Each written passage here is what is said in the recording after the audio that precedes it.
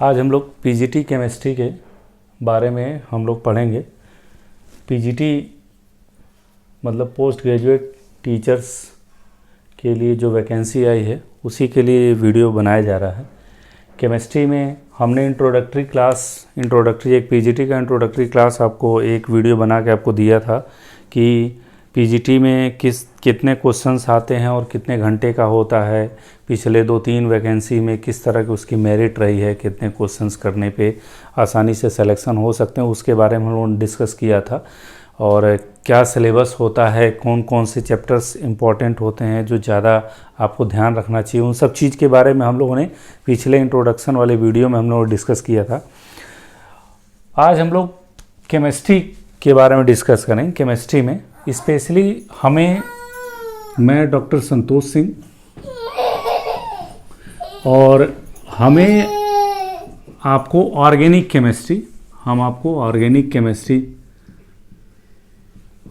Chemistry पूरा और inorganic chemistry 2 branch हम आपको बताएंगे पूरी तरह से। 2 ब्रांच के बारे में फिजिकल केमिस्ट्री के लिए दूसरे आपको एक्सपर्ट बताएंगे। ऑर्गेनिक केमिस्ट्री को स्टार्ट करने से पहले थोड़ा सा हम लोग ये कुछ बेसिक कॉन्सेप्ट्स के बारे में जान लें, जिसका बार बार हमें इस्तेमाल करना पड़ता है, बार बार हम उस पे जाते हैं और उसके बारे में जानना बहुत ज़रूरी है। कुछ बेसिक कॉन्सेप्ट्स के बारे में तो हम लोग पहले सम बेसिक कॉन्सेप्ट्स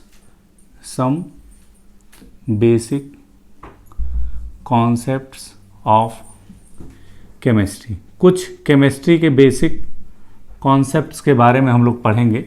और इसमें सबसे पहला जो कॉन्सेप्ट है जिसके बारे में हम लोग डिस्कस करेंगे वो है हाइब्रिडाइजेशन के बारे में डिस्कस करेंगे, क्योंकि हाइब्रिडाइजेशन जब तक हम लोग नहीं जानेंगे तब तक ऑर्गेनिक केमिस्ट्री आगे बढ़ना थोड़ा कठिन है और समझ नहीं पाएंगे लेक्चर्स को। इसलिए हम हाइब्रिडाइजेशन के बारे में पहले बता देना चाहते हैं। हाइब्रिडाइजेशन होता क्या है और हाइब्रिडाइजेशन की ज़रूरत क्या पड़ी, इसके लिए हम बताएं आपको। सबसे पहले जो आया था बॉन्डिंग का कॉन्सेप्ट, वो लेविस कॉन्सेप्ट आया था। आप लोग जानते भी होंगे, लेविस कॉन्सेप्ट को ही हम ऑक्टेट रूल के नाम से भी जानते हैं, ठीक। और लेविस ने क्या कहा था, एक तरह से कहा जाए बॉन्डिंग या बॉन्ड बनाने का किस तरह से बनता है, वो सबसे पहले लेविस ने ही कॉन्सेप्ट अपना दिया था। तो इन्होंने ये कहा था कि कोई भी एटम जो होता है, सपोज करिए कि अमोनिया, कोई भी एटम जो होता है वो अपना ऑक्टेट पूरा करने के लिए दूसरे एटम से इलेक्ट्रॉन की शेयरिंग करता है। और इलेक्ट्रॉन की शेयरिंग तब तक करता है जब तक कि उसका ऑक्टेट पूरा नहीं हो जाता है, ठीक है। तो ऑक्टेट को पूरा, जैसे नाइट्रोजन की बात करें, नाइट्रोजन के बाहरी कक्षा में जो इलेक्ट्रॉन होते हैं वो 5 इलेक्ट्रॉन होते हैं। अभी भी उसको अपना ऑक्टेट पूरा करने के लिए कितने इलेक्ट्रॉन की जरूरत पड़ेगी? 3 इलेक्ट्रॉन की। तो 3 इलेक्ट्रॉन का वो शेयरिंग हाइड्रोजन एटम से करता है, ठीक है। तो लेविस ने शेयरिंग ऑफ इलेक्ट्रॉन की बात की थी, इलेक्ट्रॉन की शेयरिंग की बात की थी, ठीक है। इसके बाद लेविस के बाद इसके बहुत सारे ड्रॉबैक्स भी आए थे, जैसे बहुत सारे कंपाउंड या मॉलिक्यूल ऐसे हैं जिनका ऑक्टेट पूरा नहीं है फिर भी वो स्टेबल है, जैसे BeCl2 में देखिए बेरिलियम के बाहरी कक्षा में 2 इलेक्ट्रॉन से शेयर किया है, 4 ही इलेक्ट्रॉन ऑक्टेट में है, ऑक्टेट पूरा नहीं फिर भी ये स्टेबल है। जैसे BF3, इसका भी ऑक्टेट पूरा नहीं है, 3 इलेक्ट्रॉन बोरान के वैलेंस शेल में होता है और 3 फ्लोरीन से शेयर किया 6 इलेक्ट्रॉन, फिर भी ये स्टेबल है। और कुछ ऐसे होते हैं जिनका ऑक्टेट से ज़्यादा होता है, जैसे PCl5, फास्फोरस में 5 इलेक्ट्रॉन है और 5 इलेक्ट्रॉन साझा किया है, ऑक्टेट में 10 इलेक्ट्रॉन, ऑक्टेट से ज़्यादा है। सल्फर में 6 इलेक्ट्रॉन, 6 फ्लोरीन से शेयरिंग किया है, 12 इलेक्ट्रॉन ऑक्टेट में। तो ये कुछ जो कॉम्प्लेक्स होते हैं मॉलिक्यूल हम कह लें, कुछ मॉलिक्यूल में ऑक्टेट पूरा नहीं होता है फिर भी स्टेबल है, और कुछ मॉलिक्यूल ऑक्टेट से ज़्यादा इलेक्ट्रॉन रखते हैं, ठीक। तो इन सबों को, जैसे PCl5 को या SF6 को सिंगलेट बॉन्ड के थ्रू थोड़ा बहुत एक्सप्लेन किया गया था कि इसमें 3 प्रॉपर कोवैलेंट बॉन्ड होते हैं और 2 जो होते हैं वो सिंगलेट बॉन्ड होते हैं। वैसे इसमें 2 प्रॉपर कोवैलेंट बॉन्ड, बाकी 4 जो होते हैं वो सिंगलेट बॉन्ड होते हैं। उसके बारे में हम लोग जाएंगे। और बहुत सारे इसके ड्रॉबैक्स थे। इसके बाद जो आया था वो VBT आया था, वैलेंस बॉन्ड थ्योरी, VBT। ठीक, VBT ने क्या बात किया था? लेविस कॉन्सेप्ट और VBT में बेसिक डिफरेंस क्या है? लेविस कॉन्सेप्ट और VBT, वैलेंस बॉन्ड थ्योरी में बेसिक डिफरेंस क्या है? यहाँ पे इलेक्ट्रॉन की शेयरिंग की बात की जाती है। जो को बॉन्ड बन रहा है वो इलेक्ट्रॉन की शेयरिंग की बात की जाती है, और ये कहते हैं ओवरलैपिंग की बात, ओवरलैपिंग ऑफ ऑर्बिटल्स की बात ये करते हैं, ओवरलैपिंग ऑफ ऑर्बिटल्स की बात कहते हैं। ठीक, तो वैलेंस बॉन्ड थ्योरी का बेसिक यही था कि ये ओवरलैपिंग की बात करते थे, और इसमें बहुत सारा सिग्मा बॉन्ड के बारे में दिया गया, पाई बॉन्ड के बारे में दिया गया। जैसा कि आप जानते हैं सिग्मा बॉन्ड कैसे बनता है? ऑर्बिटल के इंड टू इंड ओवरलैपिंग से। पाई बॉन्ड कैसे बनता है? ऑर्बिटल्स के लेटरल ओवरलैपिंग या साइड वाइज ओवरलैपिंग से बनता है। तो ये ओवरलैपिंग की बात किए थे, और ये आपके लेविस कॉन्सेप्ट जो था वो शेयरिंग ऑफ इलेक्ट्रॉन की बात किए थे। ठीक, अगर VBT की बात करें तो VBT में बहुत सारे ड्रॉबैक्स थे। इन सारी चीज़ों को आपको इनऑर्गेनिक में मैं फिर से पढ़ाऊंगा डिटेल में। यहाँ मैं थोड़ा सा बता रहा हूँ, चूँकि हमें हाइब्रिडाइजेशन तक जाना है, तो हम हाइब्रिडाइजेशन तक कैसे पहुँचे ये हमें बताना है। VBT के बाद MOT आया, molecular orbital theory, MOT। VBT के बाद MOT आया, और MOT और VBT के बीच में ही हाइब्रिडाइजेशन आया था। MOT और VBT के बीच में ही हाइब्रिडाइजेशन आया था। VBT खुद तो बहुत इंपॉर्टेंट नहीं है, लेकिन ये 2 इंपॉर्टेंट कॉन्सेप्ट को जन्म देता है, एक हाइब्रिडाइजेशन और एक रेजोनेंस। 2 कॉन्सेप्ट को VBT जन्म देता है। ठीक है, तो वहीं हम लोग हाइब्रिडाइजेशन की बात करते हैं। हाइब्रिडाइजेशन क्या होता है इसके बारे में हम लोग पढ़ते हैं। कैसे पता चला कि हाइब्रिडाइजेशन नाम की कोई चीज़ भी होती है, इसके बारे में पहले सोचें हम। जैसे सपोज करिए कि हमारे पास BeCl2 मॉलिक्यूल है, तो बेरिलियम का अगर आप इलेक्ट्रॉनिक कॉन्फ़िगरेशन लिखें तो 1s2 2s2 2p0।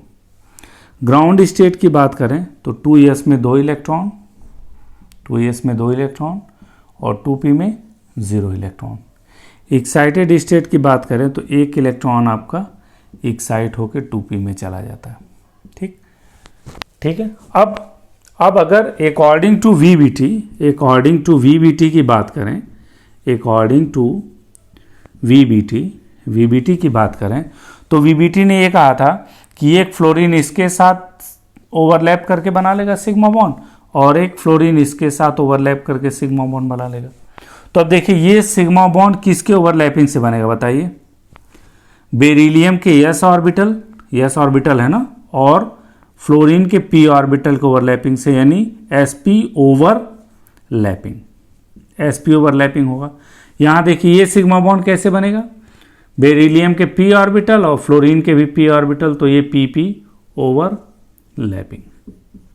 ठीक, तब ऑब्वियस सी बात है अगर ये दोनों ओवरलैपिंग कर रहे हैं, ये sp ओवरलैपिंग है, pp ओवरलैपिंग है, तो ऑब्वियस सी बात है कि दोनों बॉन्ड तो स्ट्रेंथ इनका सेम नहीं हो सकता, क्योंकि ओवरलैपिंग का पैटर्न ही अलग है। तो ये बॉन्ड स्ट्रेंथ जो होगा ये दोनों का डिफरेंट होगा। लेकिन देखा ये जाता है कि बेरिलियम डाइक्लोराइड में दोनों बॉन्ड का स्ट्रेंथ क्या होता है? सेम होता है। ठीक, तो ये VBT ने नहीं बताया क्यों ये सेम होता है। ठीक, दूसरी चीज़, चूंकि एक s ऑर्बिटल है, आप जानते हैं s ऑर्बिटल स्फेरिकल होता है, और एक p ऑर्बिटल है। p ऑर्बिटल कैसा होता है? डंबल की तरह। अगर एक s ऑर्बिटल के साथ ओवरलैप करके फ्लोरीन सिग्मा बॉन्ड बनाए और एक p ऑर्बिटल के साथ ओवरलैप करके फ्लोरीन सिग्मा बॉन्ड बनाए, तो इनके बीच का जो एंगल आना चाहिए वो नियर अबाउट 90 डिग्री करीब आना चाहिए, क्योंकि s स्फेरिकल है, p डंबल है, तो 90 डिग्री करीब आना चाहिए। जबकि देखा ये गया कि एंगल कितना आता है इसका? 180 डिग्री। ठीक है, तो VBT ने मैक्सिमम मॉलिक्यूल के स्ट्रक्चर यानी शेप और उसके बॉन्ड एंगल को एक्सप्लेन नहीं किया। तो मॉलिक्यूल्स के शेप और बॉन्ड एंगल को बेहतर तरीके से जो एक्सप्लेन किया वो किसने एक्सप्लेन किया? हाइब्रिडाइजेशन ने किया। अब एक्सप्लेन ये कैसे किए? हाइब्रिडाइजेशन फिनोमेना में ये कहा जाता है, हाइब्रिडाइजेशन में ये कहा जाता है कि ये जो दोनों ऑर्बिटल हैं वो डायरेक्ट यहाँ से ओवरलैप करके फ्लोरीन से सिग्मा बॉन्ड नहीं बनाते, डायरेक्ट यहाँ से ओवरलैप करके सिग्मा बॉन्ड नहीं बनाते हैं। ये कैसे बनाते हैं बताइए? ये क्या करते हैं, पहले ये दोनों आपस में मिलते हैं अकॉर्डिंग टू हाइब्रिडाइजेशन। ये दोनों आपस में मिलते हैं और मिक्स होके दो नए ऑर्बिटल बनाते हैं और इन ऑर्बिटल को हम कहेंगे हाइब्रिड ऑर्बिटल। और इन ऑर्बिटल्स की एनर्जी और शेप सेम होगा। उसके बाद फ्लोरीन इनके साथ क्या बनाएगा? सिग्मा बॉन्ड बनाएगा, इनके साथ सिग्मा बॉन्ड बनाएगा। तो अब बताइए, जब इनका एनर्जी सेम हो गया और शेप सेम हो गया तो इन दोनों का बॉन्ड क्या हो जाएगा? बॉन्ड स्ट्रेंथ सेम हो जाएगा। दूसरा ये कि ये जो दो हाइब्रिड ऑर्बिटल हैं, दो जो हाइब्रिड ऑर्बिटल हैं, इन हाइब्रिड ऑर्बिटल को कौन सा हाइब्रिड ऑर्बिटल कहेंगे? एक एस और एक पी है, तो ये कौन हाइब्रिड ऑर्बिटल है? SP hybrid orbital. और ये जो दो हाइब्रिड ऑर्बिटल होते हैं, हाइब्रिड ऑर्बिटल का शेप ऐसे होता है, ऐसे एक हाइब्रिड ऑर्बिटल और दूसरा हाइब्रिड ऑर्बिटल ये।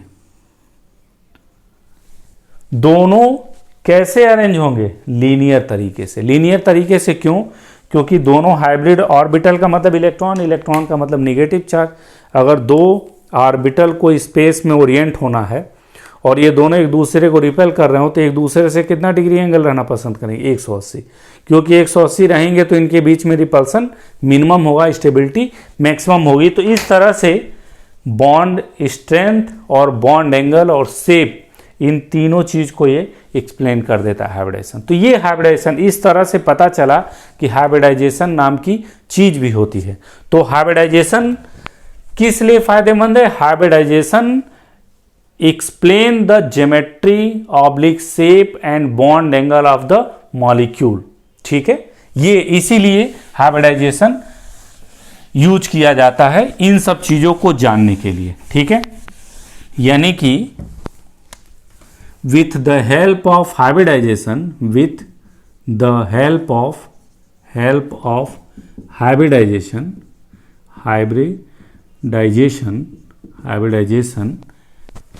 the shape and bond angle of the molecules are easily determined। ठीक, बॉन्ड एंगल और शेप मॉलिक्यूल का बहुत हम आसानी से हाइब्रिडाइजेशन से डिटरमाइन कर पाते हैं कि मॉलिक्यूल का शेप क्या होगा और उसके बॉन्ड एंगल क्या होगा। ठीक है, तो हाइब्रिडाइजेशन को हम डिफाइन कैसे करें? हाइब्रिडाइजेशन को दिया कौन था? हाइब्रिडाइजेशन को कौन दिया था? हाइब्रिडाइजेशन को जो दिए थे वो वैज्ञानिक थे लिनियस पाउलिंग ने दिया था। लिनियस पाउलिंग नामक वैज्ञानिक ने हाइब्रिडाइजेशन की खोज की थी या हाइब्रिडाइजेशन के बारे में बताया था। और यह हाइब्रिडाइजेशन कब आया था, कब पता चला? वही वैलेंस बॉन्ड थ्योरी के बाद और मॉलिक्यूलर ऑर्बिटल थ्योरी के पहले पता चला था। ठीक है, अब इसको हाइब्रिडाइजेशन को हम डिफाइन कैसे करें? डिफाइन कैसे करते हैं हाइब्रिडाइजेशन को? डिफाइन हम लोग कैसे करेंगे? व्हेन टू और more than two orbitals of an atom having nearly same energy mix together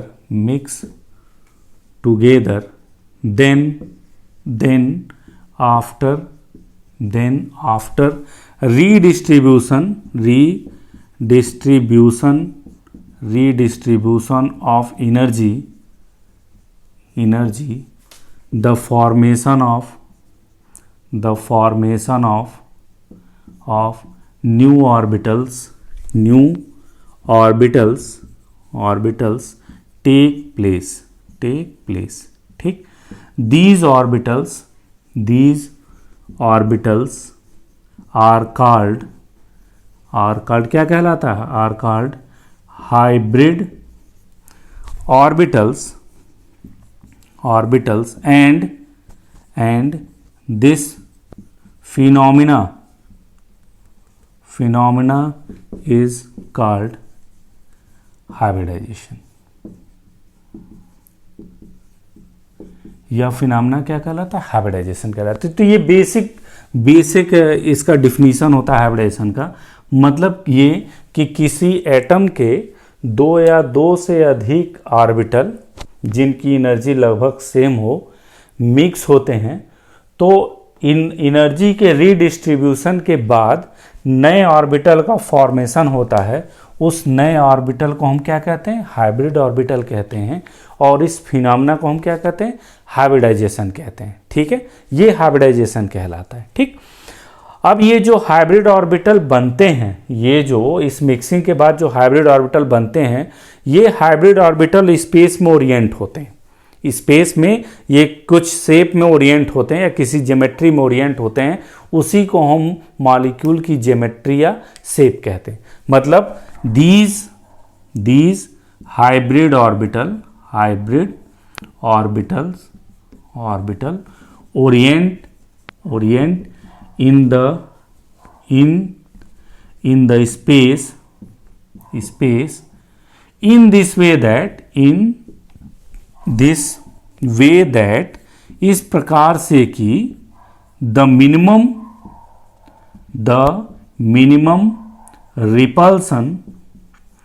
repulsion occurs between them। इस तरह से अरेंज होते हैं कि उन हाइब्रिड ऑर्बिटल्स के बीच में मिनिमम रिपल्सन हो। इसी ओरिएंटेशन को हाइब्रिड ऑर्बिटल के this orientation of hybrid orbital in space are called क्या कहलाता है, जियोमेट्री ऑफ द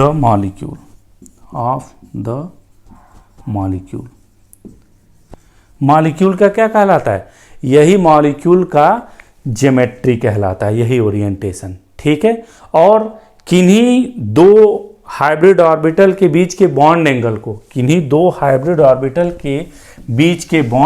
को क्या कहते हैं, हम बॉन्ड एंगल कहते हैं। ठीक है, यहां से हम आगे आए, the angle between two adjacent hybrid orbital are called क्या कहलाएगा, आर कॉल्ड बॉन्ड एंगल। यानी किसी दो अगल बगल के हाइब्रिड ऑर्बिटल के बीच के एंगल को हम क्या कहेंगे, बॉन्ड एंगल कहेंगे। ठीक, तो ये हाइब्रिडाइजेशन का बेसिक डिफिनीशन है, ये क्या होता है हाइब्रिडाइजेशन। ठीक है, इसको हम थोड़ा सा ये बना के हम आपको दिखा भी दे रहे हैं एक आध मॉलिक्यूल का।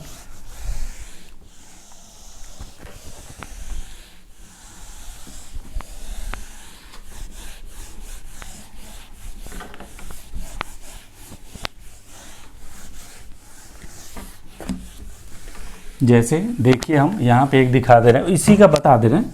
जैसे BCl2 का ही देखिए, beryllium 4 1s2 2s2 2p0। Ground state की बात करें तो 2s में कितने इलेक्ट्रॉन, 2 इलेक्ट्रॉन। 2p में कितने इलेक्ट्रॉन, 0 इलेक्ट्रॉन। एक्साइटेड स्टेट की बात करें तो 1 इलेक्ट्रॉन इधर। ये फिर क्या होता है, ये दोनों आपस में मिक्स हो जाते हैं, ये मिक्सिंग होती है। और इस मिक्सिंग को हम क्या कहते हैं, एक S और एक P हो रहा है, तो इस मिक्सिंग को हम कहेंगे sp हाइब्रिडाइजेशन। ESP हाइब्रिडाइजेशन, ठीक है। और इस मिक्सिंग के बाद क्या होगा, 2 नए ऑर्बिटल बनेंगे, ठीक। और इन ऑर्बिटल को हम क्या कहेंगे, 2sp हाइब्रिड ऑर्बिटल्स। ये 2 sp हाइब्रिड ऑर्बिटल्स हैं, इनका शेप और एनर्जी क्या होगा, सेम होगा। और ये 2 sp हाइब्रिड ऑर्बिटल जो होंगे वो स्पेस में ओरिएंट होंगे। कैसे, जैसे हमने कहा ना, एक sp हाइब्रिड ऑर्बिटल ये है और एक sp हाइब्रिड ऑर्बिटल ये, ऐसे ऐसे ओरिएंट होंगे स्पेस में। बिल्कुल आप इस तरह से समझ लीजिए, ऐसे समझ लीजिए कि दो गुब्बारे को लेकर ऐसे बांध दिया जाए। तो अब देखिए किस तरह से ओरिएंट हुआ, ऐसे ओरिएंट हुआ कि इनके बीच में रिपल्सन मिनिमम हो। रिपल्सन तभी मिनिमम होगा जब इसके बीच का बॉन्ड एंगल कितना होगा, 180। सोचिए पूरे स्पेस का जो बॉन्ड एंगल होता है वो 360 डिग्री होता है। 2 लोग को रहना है और वो दोनों लोग एक दूसरे को पसंद नहीं करते हैं, तो 360/2 यानी 180 डिग्री पे रहना पसंद करते। इसको हम लोग ऐसे भी दिखाते हैं, ये ऐसे, तो ये बॉन्ड एंगल 180 डिग्री। और शेप क्या हो गया, ज्योमेट्री हम कहें, ज्योमेट्री क्या होगा, लीनियर ज्योमेट्री, ठीक। तो अब इन हाइब्रिड ऑर्बिटल के साथ कौन, 2 फ्लोरीन क्या करेंगे, ओवरलैप करके क्या बनाएंगे, सिग्मा बॉन्ड बनाएंगे। जैसे अब इसका हम बनाएं, अगर हम फ्लोरीन को अलग से दिखाएं तो ये फ्लोरीन क्या करेगा इसके साथ, देखिए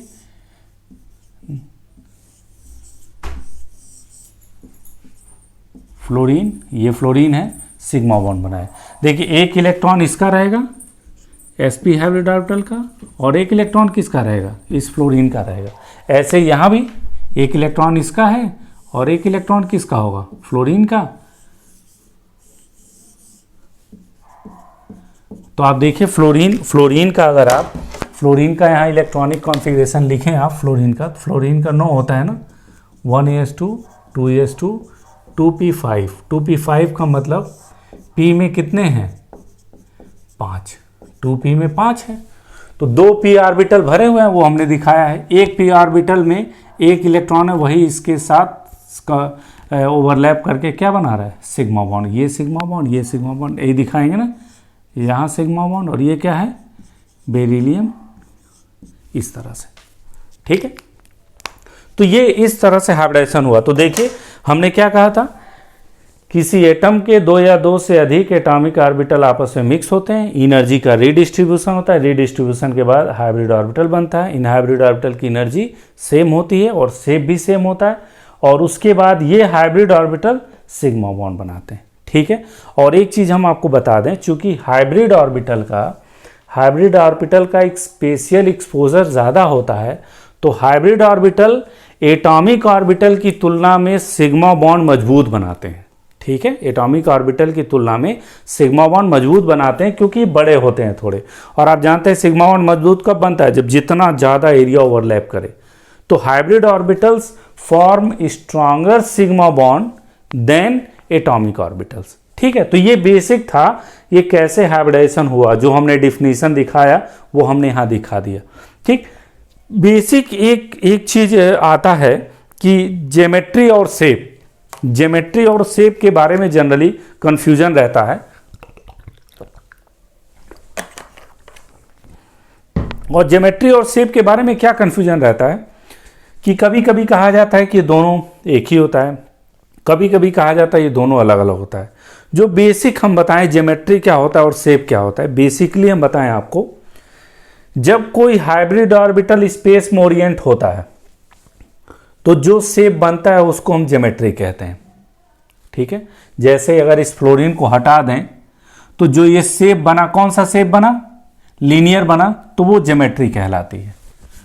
और जब सराउंडिंग एटम, जैसे ये फ्लोरीन इसके साथ सिग्मा बॉन्ड बना लिया, तब जो शेप बनता है, तब जो बनता है स्ट्रक्चर, उसको हम शेप कहते हैं। तो यहां पे शेप और ज्योमेट्री दोनों सेम है, लीनियर है। बात समझ में आई ना, हमने क्या कहा, हाइब्रिड ऑर्बिटल का ओरिएंटेशन स्पेस में, हाइब्रिड ऑर्बिटल का orientation of hybrid orbital in space is known as geometry, and orientation of hybrid orbital as well as surrounding atoms, वो क्या कहलाएगा? शेप। जैसे जब ये दोनों जुड़ गए तो ये शेप कहलाया। तो शेप और यहाँ ज्योमेट्री दोनों लीनियर है, क्योंकि लीनियर में है इसमें दोनों में। ठीक है। अब जो कुछ इंपॉर्टेंट पॉइंट्स आपको हाइब्रिडाइजेशन के बारे में जानने हैं, क्या इंपॉर्टेंट पॉइंट्स हैं वो हम डिस्कस करें।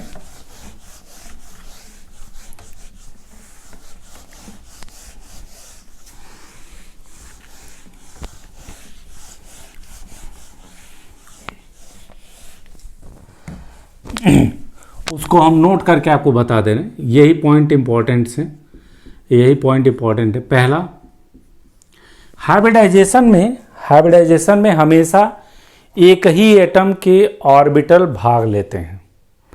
इन hybridization always orbitals belong to a single atom. ठीक है, एक ही एटम के ऑर्बिटल भाग लेते हैं। वहीं जब आप एमओटी में जाते हैं, मॉलिक्यूलर ऑर्बिटल थ्योरी में, तो मॉलिक्यूलर ऑर्बिटल थ्योरी में क्या होता है, उसमें कौन से ऑर्बिटल भाग लेते हैं? दो अलग अलग एटम के ऑर्बिटल भाग लेते हैं। तो हाइब्रिडाइजेशन और मॉलिक्यूलर ऑर्बिटल थ्योरी में ये बेसिक डिफरेंस है। मॉलिक्यूलर ऑर्बिटल थ्योरी में दो अलग अलग एटम के एटॉमिक ऑर्बिटल मिक्स होकर मॉलिक्यूलर ऑर्बिटल बनाते हैं, और जब एक ही एटम के ऑर्बिटल मिक्स होते हैं तो हाइब्रिड ऑर्बिटल बनाते हैं। तो इसका मतलब पहला पॉइंट, इन हाइब्रिडाइजेशन में the atomic orbitals which participate belongs to a single atom. The orbitals which participate in mixing मतलब hybridization belongs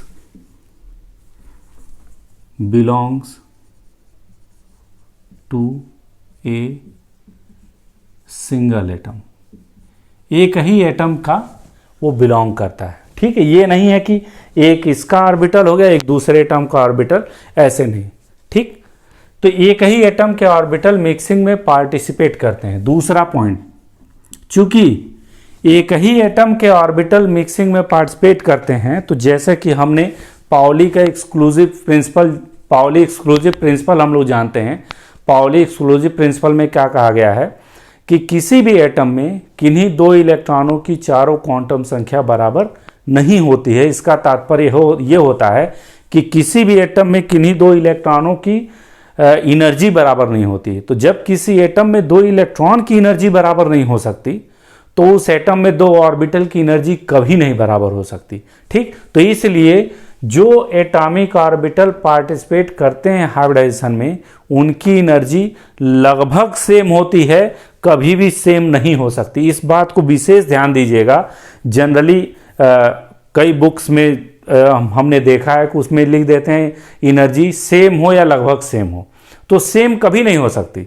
सेम तभी होगी जब एटॉमिक ऑर्बिटल अलग अलग एटम के लिए जाएंगे, और एक ही एटम के ऑर्बिटल में उनकी एनर्जी कभी सेम नहीं होगी। इसका मतलब ये दूसरा कि the atomic orbitals which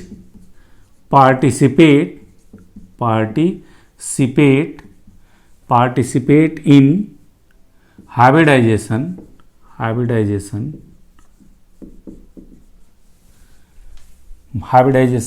have nearly same energy। ठीक, यहां लिख दे रहे हैं नॉट सेम एनर्जी नहीं हो सकता है। तो अगर कहीं सेम एनर्जी दिया हो, इसका मतलब गलत है। तो अगर आपको स्टेटमेंट के रूप में पूछा जाए तो ये ध्यान रखिएगा कि एनर्जी को कभी भी सेम मत बताइएगा, एनर्जी लगभग सेम होगी। ठीक, तीसरा पॉइंट, जितने एटॉमिक ऑर्बिटल मिक्स होते हैं उतने ही हाइब्रिड ऑर्बिटल बनते हैं। जैसे दो एटॉमिक ऑर्बिटल, एक s और एक p मिक्स हुआ, तो दो एटॉमिक ऑर्बिटल मिक्स होंगे तो दो sp हाइब्रिड ऑर्बिटल बनेंगे। यानी कि the number of atomic orbitals यहाँ क्वेश्चन में लिख दे रहे हैं, विच participate in hybridization which participate in hybridization is always equal to the number of hybrid orbitals which form after mixing of atomic orbital, यानी atomic orbital के mixing के बाद जो हाइब्रिड ऑर्बिटल बनेंगे उनकी जो संख्या है वो ऑलवेज एटॉमिक ऑर्बिटल के बराबर होगी। ठीक है, क्लियर? ये तीन चीज़ों का आपको ध्यान देना जरूरी है।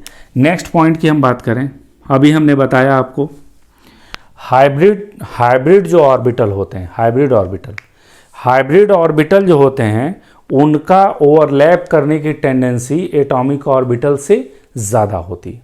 एटॉमिक ऑर्बिटल से उनकी ओवरलैप करने की टेंडेंसी ज़्यादा होती है और उसकी वजह ये होती है उनका स्पेस में एक्सपोजर, स्पेशियल एक्सपोजर ज़्यादा होने की वजह से उनका ओवरलैप करने की टेंडेंसी ज़्यादा होती है। तो यहाँ हम लिख दें the overlapping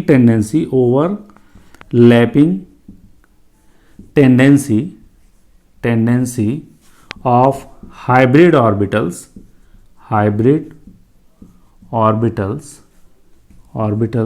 are more than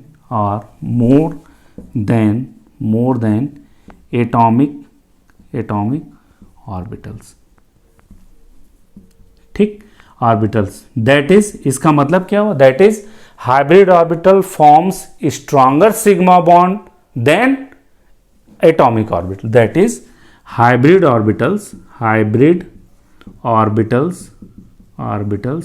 form stronger sigma bond than atomic orbitals.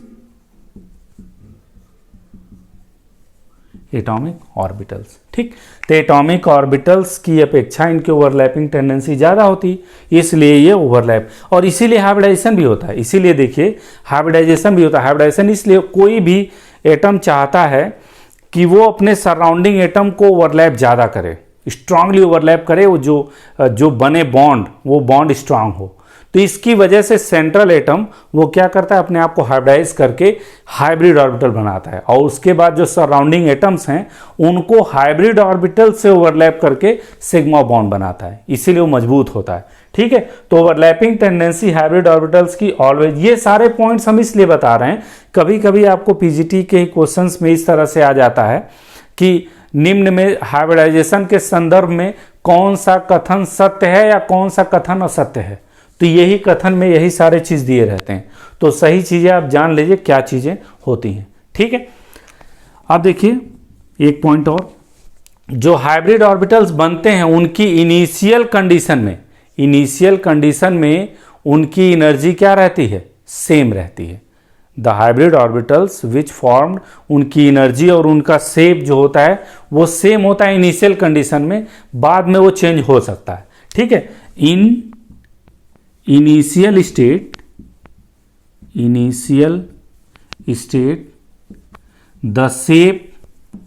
The shape and energy of all hybrid orbitals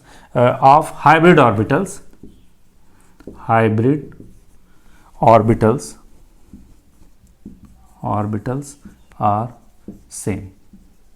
इनका एनर्जी और वो क्या रहता है, एनर्जी और शेप क्या होता है, सेम होता है। इसीलिए देखिए एनर्जी सेम होने की वजह से जो इनसे बॉन्ड बनते हैं उनका बॉन्ड स्ट्रेंथ भी क्या होता है, सेम होता है। ठीक, तो ये हाइब्रिडाइजेशन का एक बेसिक कॉन्सेप्ट था कि क्या हाइब्रिडाइजेशन होता है और इसमें क्या क्या पॉइंट्स इंपॉर्टेंट है वो हमने आपको बताया। ठीक, आगे हम लोग चलते हैं टाइप ऑफ हाइब्रिडाइजेशन के बारे में।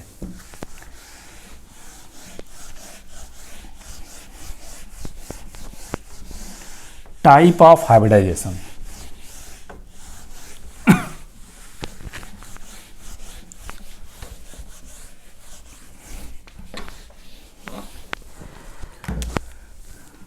Type of hybridization. ठीक, अब देखिए हाइब्रिडाइजेशन कितने तरह का होता है। तो हाइब्रिडाइजेशन जिस तरह के एटॉमिक ऑर्बिटल मिक्स होते हैं उन्हीं के बिहाफ पे हम लोग इसको कई तरह से बांटते हैं। जैसे पहला ESP हाइब्रिडाइजेशन। ESP हाइब्रिडाइजेशन नाम से स्पष्ट है, जब एक s और एक p ऑर्बिटल मिक्स होके दो sp हाइब्रिड ऑर्बिटल बनाएंगे तो यह फिनोमेना sp हाइब्रिडाइजेशन कहलाएगा। दूसरा, जब एक s और दो p मिक्स हो जाए तो कौन सा हाइब्रिडाइजेशन? sp2 हाइब्रिडाइजेशन होगा। ठीक। तीसरा, एक s और तीन p sp3 हाइब्रिडाइजेशन। ठीक। चौथा, sp4 हो सकता है क्या? sp4 हाइब्रिडाइजेशन हो सकता है? नहीं हो सकता है। क्यों? क्योंकि p ऑर्बिटल कितने होते हैं? तीन ही होते हैं, px py और pz।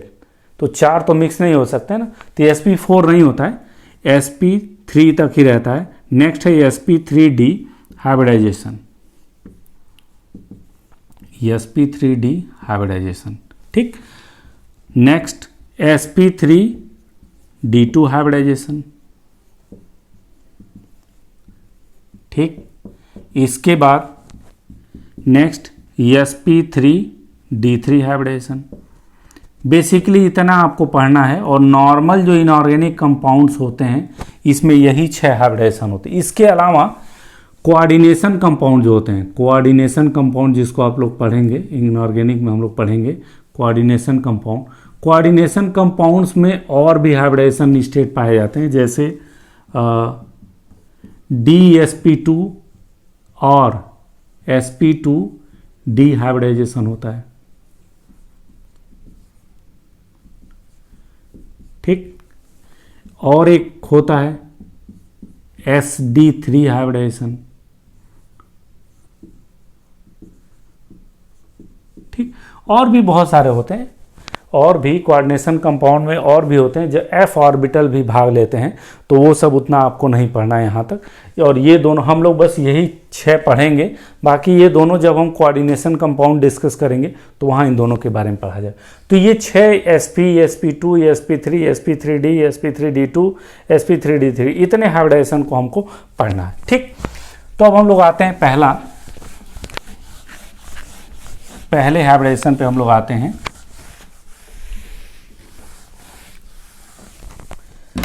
पहला जो हाइब्रिडाइजेशन है वो है sp हाइब्रिडाइजेशन।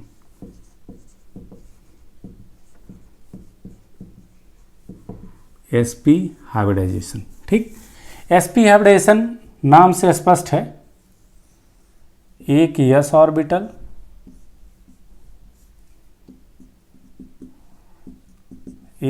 ऑर्बिटल और एक p ऑर्बिटल। p ऑर्बिटल में आप कोई ऑर्बिटल ले सकते हैं, जैसे x, y और ये z एक्सिस है, तो कोई भी ऑर्बिटल, जैसे हमने px लिया, कोई भी ले सकते हैं, कोई दिक्कत नहीं।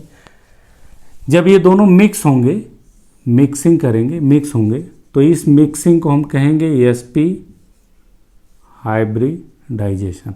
और जैसा कि हम बताया अभी कि दो ऑर्बिटल मिक्स होंगे तो एनर्जी के रीडिस्ट्रीब्यूशन के बाद दो नए ऑर्बिटल बनेंगे। एक ऑर्बिटल आपका ये हो गया, ये, इसको हम sp हाइब्रिड ऑर्बिटल कहेंगे।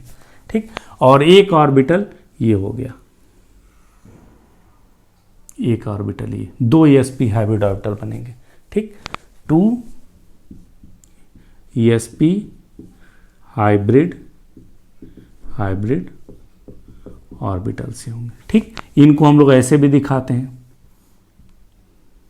ऐसे। तो यहां देखिए, यहां पे कि ये दो sp हाइब्रिड ऑर्बिटल हैं वो कितने ओरिएंट हैं, किस तरह से, किस ज्योमेट्री में? लीनियर ज्योमेट्री में ओरिएंट हैं। और बॉन्ड एंगल कितना है इनका? बॉन्ड एंगल 180 डिग्री है। और हमने बताया था क्यों लीनियर में है, क्योंकि लीनियर में रहेंगे, 180 डिग्री पे रहेंगे, तभी इनके बीच में रिपल्सन मिनिमम होगा, इसीलिए इसमें वो एग्जिस्ट करते हैं। ठीक। अब इसको अगर डिफाइन करना हो तो एक मैं डिफाइन कर दे रहा हूँ, बाकी आपको हम डिफाइन नहीं करेंगे। इसको डिफाइन करना हो तो हम क्या लिखेंगे? When 1s and 1p atomic orbital of an atom having nearly same energy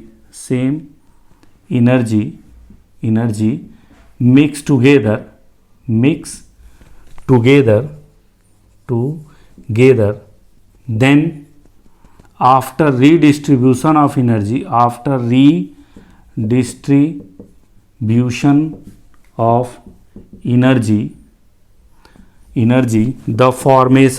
the formation of two new orbital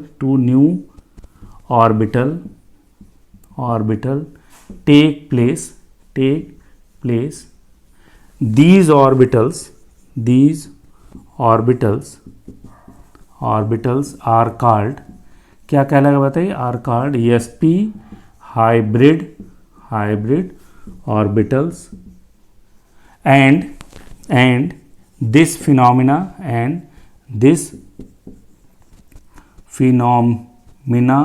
is called, क्या कहलाएगा, called sp hybridization. तो ये इसका डिफिनीशन होगा. ठीक. When 1s and 1p atomic orbital having nearly same energy of an atom mix together, then after redistribution of energy the formation of two new orbitals take place. These new orbitals are called sp hybrid orbitals, and this phenomenon is called sp hybridization. ठीक. These two sp hybrid orbitals orient in space in linear geometry with bond angle 180 degree. ठीक. तो और इसके example क्या है, example जैसे अभी हमने डिस्कस किया था BeF2 या BeCl2, CO2, CH acetylene, ETC, ये इसके एग्जाम्पल्स हैं. ठीक, ये आपके एग्जाम्पल्स हैं. ठीक है. तो ये आपका sp hybridization, basic sp hybridization में क्या हो रहा है, ये है आपका sp हाइब्रिडेशन. ठीक. अब हम लोग उन मॉलिक्यूल्स को थोड़ा देखेंगे कि कैसे हाइब्रिडाइजेशन होता है, उनको भी हम लोग देखें थोड़ा सा, इन मॉलिक्यूल्स को कैसे हाइब्रिडेशन होता है. तो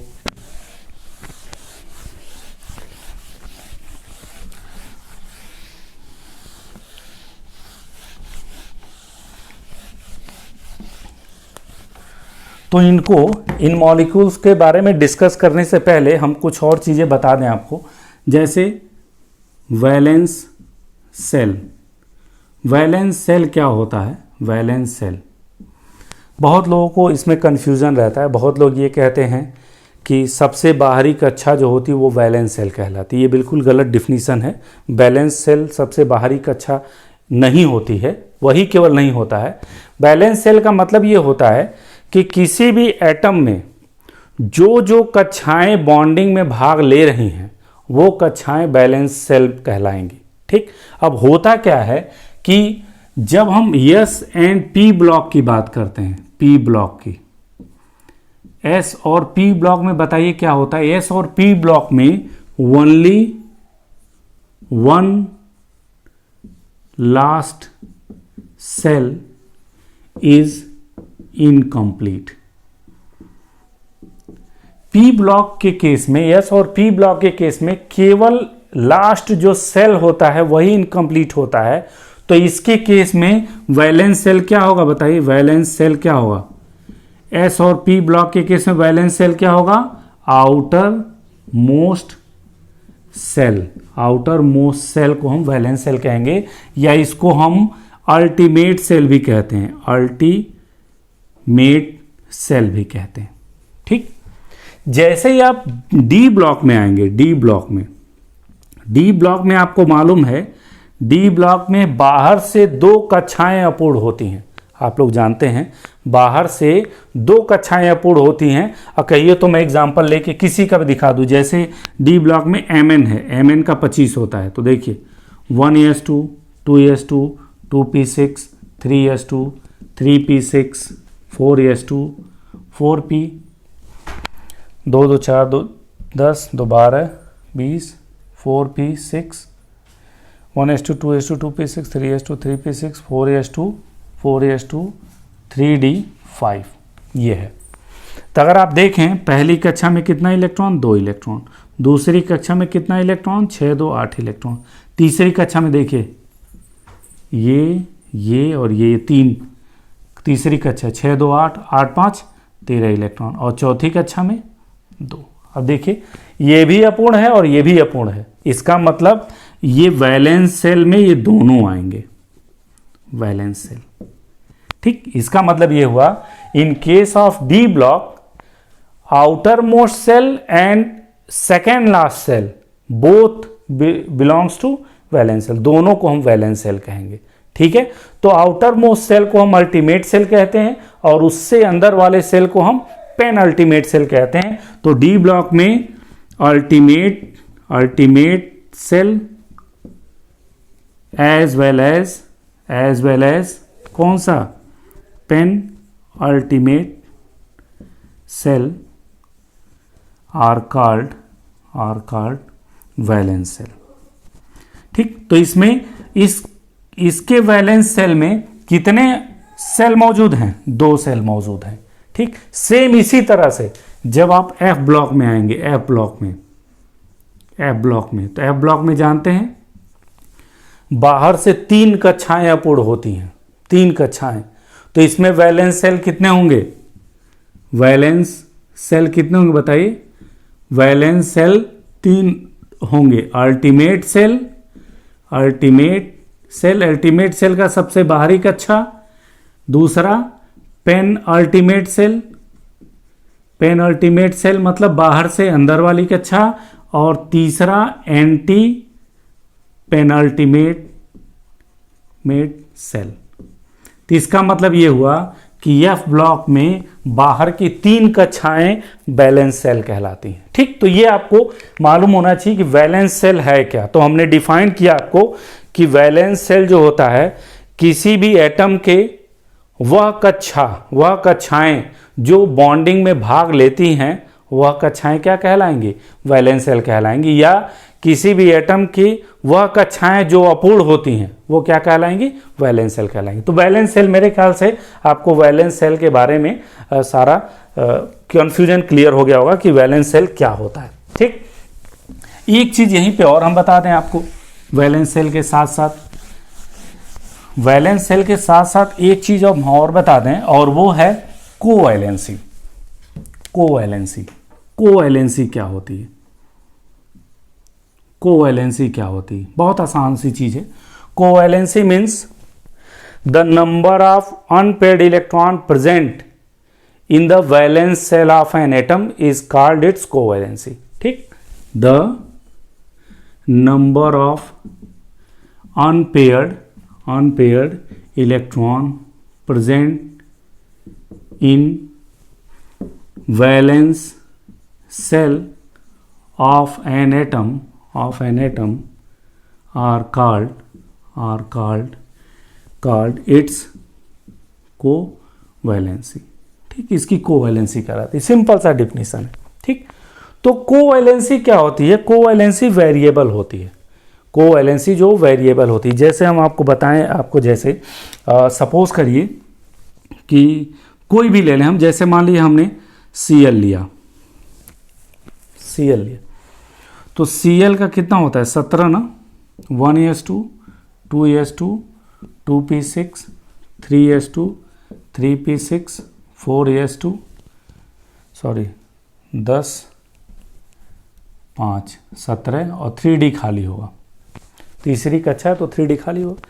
तो अगर हम इसके ग्राउंड स्टेट की बात करें, ग्राउंड स्टेट की, तो ग्राउंड स्टेट में देखिए हम वैलेंस सेल की बात कर रहे हैं, 3s में 2 इलेक्ट्रॉन, 3p में 5 इलेक्ट्रॉन और 3d क्या है, खाली है।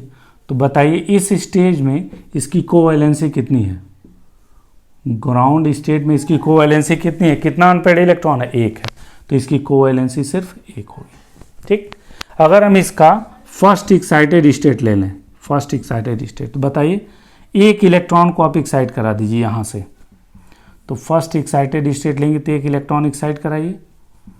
अब बताइए नंबर ऑफ अनपेयर्ड इलेक्ट्रॉन कितने हो गए, 1 2 3, तब इसकी कोवैलेंसी 3। सेकेंड एक्साइटेड स्टेट लीजिए, second excited state, second excited state में इसको भी एक्साइट कराइए। अब बताइए नंबर ऑफ अनपेयर्ड इलेक्ट्रॉन 1 2 3 4 5, तब इसकी कोवैलेंसी 5। ठीक, थर्ड एक्साइटेड स्टेट लीजिए, थर्ड एक्साइटेड स्टेट, इसको भी यस वाले को भी एक्साइट कराइए। तो अब बताइए नंबर ऑफ अनपेयर्ड इलेक्ट्रॉन कितने हो गए यहाँ 7, यानी कोवैलेंसी 7। तो आप देख रहे हैं कोवैलेंसी जो होती है वेरिएबल होती है, और कोवैलेंसी कितना वेरिएबल है ये इस बात पे डिपेंड करता है उसके पास खाली ऑर्बिटल और इधर पेयर इलेक्ट्रॉन। तो क्लोरीन कितनी कोवैलेंसी शो कर रहा है 1 3 5 और 7। और एक बात जान लीजिए कि दो कोवैलेंसी के बीच में जो डिफरेंस होगा वो 2 का होगा, जैसे 1 3 5 7 ऐसे, या 1 2 4 6, मतलब दो कोवैलेंसी के बीच में डिफरेंस होगा वो 2 का होगा। तो ये कोवैलेंसी सिंपल सा मतलब है कोवैलेंसी का, कि जितने नंबर ऑफ अनपेयर्ड इलेक्ट्रॉन होंगे वही उसकी कोवैलेंसी। कोवैलेंसी का मतलब कोवैलेंट बॉन्ड बनाने की क्षमता, और कोवैलेंट बॉन्ड कैसे बनता है ओवरलैपिंग से बनता है, और वही ऑर्बिटल ओवरलैप करके कोवैलेंट बॉन्ड बनाता है जिसके पास एक इलेक्ट्रॉन हो। तो इसके पास एक अनपेयर्ड इलेक्ट्रॉन है इसलिए ये कोवैलेंट बॉन्ड बना सकता है, इसके पास 3 अनपेयर्ड इलेक्ट्रॉन इसलिए 3 कोवैलेंट बॉन्ड बना सकता है, इसमें 5 अनपेयर्ड इलेक्ट्रॉन है तो 5 कोवैलेंट बॉन्ड बना सकता है, इसके पास 7 अनपेयर्ड इलेक्ट्रॉन है तो 7 कोवैलेंट बॉन्ड बना सकता है, इसीलिए कोवैलेंसी। ठीक, तो कोवैलेंसी भी आप समझ गए क्या कोवैलेंसी है। इन सारे टर्म्स का हाइब्रिडाइजेशन में यूज आएगा इसलिए हम बताते चल रहे हैं। अब हम लोग आते हैं एसपी हाइब्रिडाइजेशन पे, एसपी हाइब्रिडाइजेशन पे हम लोग आते हैं।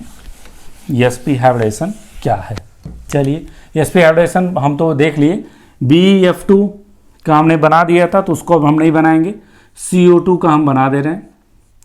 CO2 में कार्बन सेंट्रल एटम होता है 1s2 2s2 2p2। Ground state की हम बात करें तो 2s में कितना इलेक्ट्रॉन है बताइए 2 इलेक्ट्रॉन, और 2p में भी कितना इलेक्ट्रॉन है 2 इलेक्ट्रॉन। अब बताइए इसकी कोवैलेंसी, कोवैलेंसी ग्राउंड स्टेट में कितनी है इसकी 2 है ना, क्योंकि 2 अनपेयर्ड इलेक्ट्रॉन। एक्साइटेड स्टेट में आइए, एक इलेक्ट्रॉन एक्साइट करा दीजिए। अब बताइए कोवैलेंसी कितनी होगा इसकी 4। ठीक, यहां एक बात का आपको ध्यान रखना है, एक या दो बात को आपको ध्यान रखना है, वो बहुत ध्यान से समझिएगा। उन दोनों बातों का आपको बहुत ध्यान रखना है। पहला कि जो सेंट्रल एटम होगा या की एटम वो किस एक्साइटेड स्टेट पे आके हाइब्रिडाइज होगा, वो किस एक्साइटेड स्टेट पे हाइब्रिडाइज होगा इसका ध्यान रखना है। और दूसरा कितने एटॉमिक ऑर्बिटल हाइब्रिडाइजेशन में भाग लेंगे ये दूसरी बात ध्यान रखना है। किस एक्साइटेड स्टेट में आके हाइब्रिडाइज होगा उसका ध्यान रखना है, और कितने एटॉमिक ऑर्बिटल मिक्स होंगे हाइब्रिडाइजेशन में पार्टिसिपेट करेंगे इस बात पे ध्यान रखना है। तो अब देखिए कार्बन के चारों तरफ कितने ऑक्सीजन है 2 ऑक्सीजन, और एक ऑक्सीजन की वैलेंसी कितनी होती है 2, तो 4 ऑक्सीजन की 2 ऑक्सीजन की वैलेंसी कितना है 4। यानी इसका मतलब ये है कि कार्बन के जो चारों तरफ 2 ऑक्सीजन है वो कितने बॉन्ड बनाने की डिमांड कर रहे हैं, कितने कोवैलेंट बॉन्ड बनाने की डिमांड कर रहे हैं 4 कोवैलेंट बॉन्ड बनाने की डिमांड कर रहे हैं। इसका मतलब ये है कि कार्बन को उस अवस्था में जाना पड़ेगा जहां उसकी कोवैलेंसी 4 हो। तो आप देखिए इसलिए हमने इसको एक्साइट किया कोवैलेंसी 4। ठीक, तो मतलब ये है excited the covalency of central atom in excited state is must be equal to the addition of covalency of surrounding atom. ठीक, तो यहां बता दे रहे हैं आपको covalency of central atom of covalency of excited state of central atom is must be equal to equal to the total covalency of surrounding atom. Surrounding atom का मतलब जो एटम उस सेंट्रल एटम से जुड़े हों। तो इस पॉइंट को आप बहुत बढ़िया से याद रखिएगा। पहला पॉइंट ये बहुत इंपॉर्टेंट पॉइंट है कि हमारा सेंट्रल एटम का कोवैलेंसी, एक्साइटेड स्टेट की कोवैलेंसी हमेशा उससे जुड़े हुए जो सराउंडिंग एटम हैं उनके कोवैलेंसी के एडिशन के बराबर होगी। तो यहाँ ये 4 कोवैलेंसी 2 ऑक्सीजन शो कर रहे हैं, तो यहाँ भी हम 4 कोवैलेंसी हमने दिखा दिया। ठीक, पहली चीज ये हमारा था फर्स्ट थिंग। सेकेंड थिंग क्या है? सेकेंड थिंग क्या है? सेकेंड ये है कि हमारे कितने ऑर्बिटल मिक्स होंगे, तो हमारे उतने ही सेंट्रल एटम के उतने ही ऑर्बिटल मिक्स होंगे जितना उस सेंट्रल एटम को सिग्मा बॉन्ड बनाना है।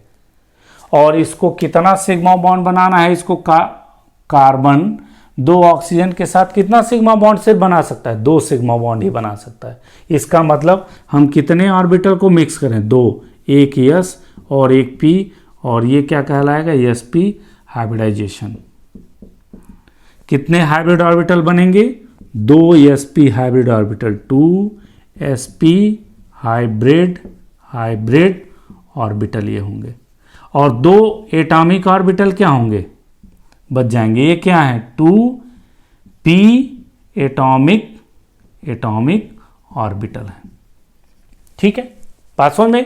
तो यहां इस बात का ध्यान रखना, उतने ही एटॉमिक ऑर्बिटल मिक्स होंगे जितने वो उसको सिग्मा बॉन्ड बनाना है। ठीक है, तो द नंबर कह सकते हैं, the number of atomic orbitals which undergoes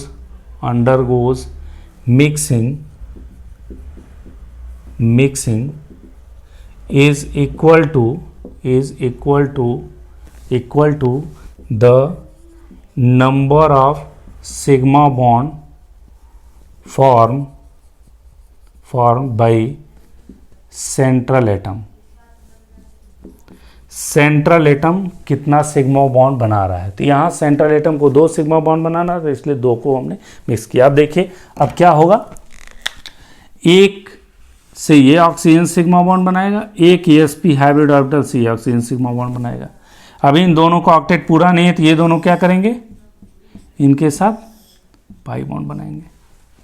इनके साथ क्या बना लेंगे? Pi bond. ठीक, तो अब क्या होगा? शेप क्या होगा बताइए? शेप कैसे होगा? ये C, एक सिग्मा बॉन्ड इधर, एक सिग्मा बॉन्ड लीनियर होगा ना, और एक पाई बॉन्ड। लीनियर शेप हो गया, और बॉन्ड एंगल कितना हो गया? 180 डिग्री। ठीक, तो ये आपका CO2 मॉलिक्यूल का है। तो इन 2 बातों का आपको ध्यान रखना है कि कैसे ये बनेंगे। ठीक है, अब हम चाहें तो इनका भी हम लोग बना सकते हैं, CH3 का भी बना सकते हैं। आप लोग बनाइएगा और इसको देखिएगा। ठीक है, sp हाइब्रिड ऑर्बिटल का एग्जांपल हमने 2 बता दिया, और क्या ध्यान देना इस बात को बारे में भी बता दिया। ठीक, नेक्स्ट लेक्चर में हम लोग sp2 हाइब्रिडाइजेशन के बारे में पढ़ेंगे। Thank you.